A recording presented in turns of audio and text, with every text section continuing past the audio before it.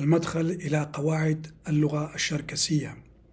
هذه غبزة مزخابزة ميخا نبيل حلمي شوقار 16 شام إثاسميني ترى طوشرة ترى.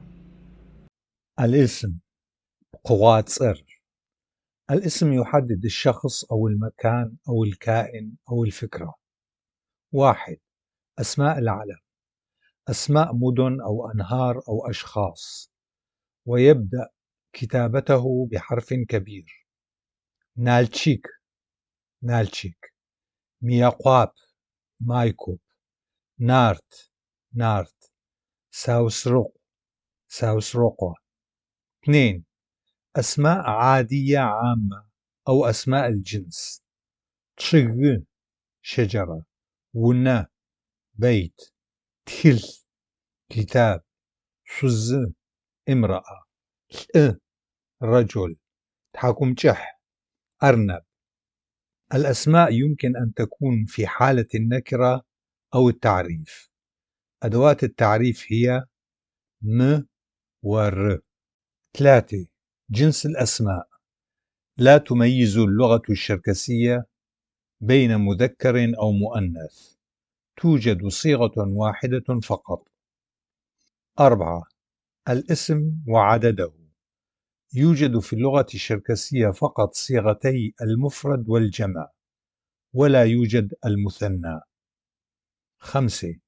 غالبا ما تأتي الأسماء في الجمل بحالة الفاعل أو المفعول به، أو اسم المجرور، أو في حالة المضاف إليه. 6. يمكن تصريف الاسم حسب الحالات الاسمية، كما يمكن أن يكون في حالة المفرد أو الجمع. عمل دور الاسم في الجملة. قواصر وشأو خغمق زرشكورة.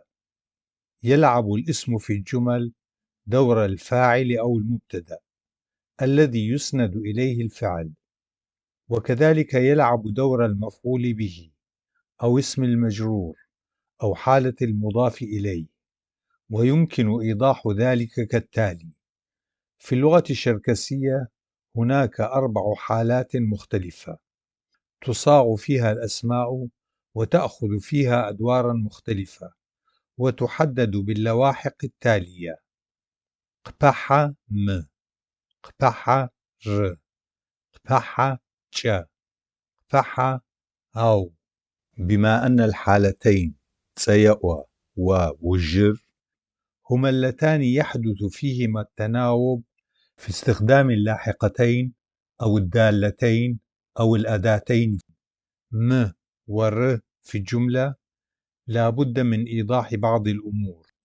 الأداة أو الدالة هما التعبيران المستخدمان للاحقتين ر وم عند الإشارة إلى حالات إعرابية.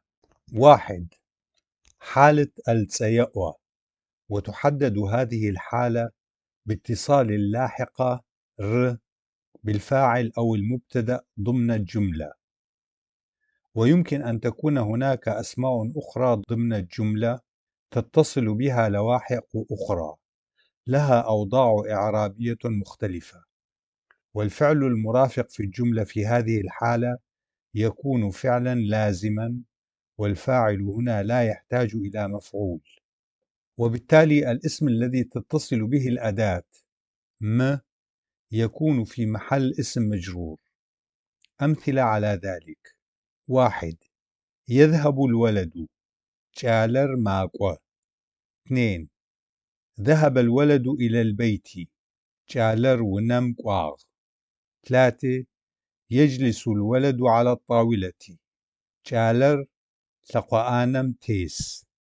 لاحظ أن الفاعل الولد تم تحديده عن طريق اتصاله باللاحقة ر، أما اسم المجرور البيت الطاولة فيتم تحديده باتصاله باللاحقة م، وهو ما يعرف بالمفعول غير المباشر في اللغة الشركسية.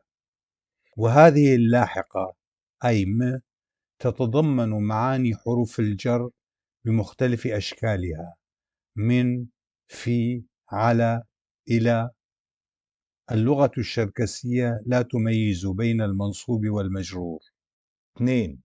حالة الوجر، وتحدد هذه الحالة باتصال اللاحقة م بالفاعل أو المبتدأ ضمن الجملة. أما الدالة ر فتتصل بالاسم في محل المفعول، والفعل المرافق في الجملة هو فعل متعدي. أمثلة على ذلك: 1. أخذ الأستاذ الكتاب. جليغاجم تخلر اشتاق. 2. أكل الولد الخبز. جالم حلغر اشخو. 3. شرب الولد المرق بالملعقة. جالم لبسر بجمشخمجة ريشو. 4. وضع الولد الطعام على الطاولة. جالم شخنر ثقوانم تريغوتشاغ. لاحظ في المثالين الأخيرين الدالة م تشير إلى الاسم المجرور يتزجغش غر، والحرف م يكافئ حرف الجر في العربية. لاحظ أن الكلمات لبسر حلغر تخلر شخنر التي تنتهي باللاحقة ر جاءت بدور المفعول، بينما الفاعل اتصلت به اللاحقة م. وهذا التناوب في اتصال اللاحقتين ر وم مع الفاعل بين الحالتين يحدده الفعل لازم أو متعدي ضمن الجملة، وهو الذي يلعب الدور في تحديد الحالة الاسمية، وبالتالي أيهما الفاعل وأيهما المفعول أو المجرور. وسيرد تفاصيل أكثر في الفقرات اللاحقة. ويمكن أن ترد ضمن الجملة أسماء أخرى ضمن الحالات الأخرى لج وغونف. لاحظ أن المجرور يأتي في حالة التيأوى ولا يأتي المفعول. أما في حالة وجر، في حال ورود اسم آخر غير الفاعل متصلا به اللاحقة م، فإنه يكون اسما مجرورا، حيث تحوي هذه اللاحقة معاني حرف الجر.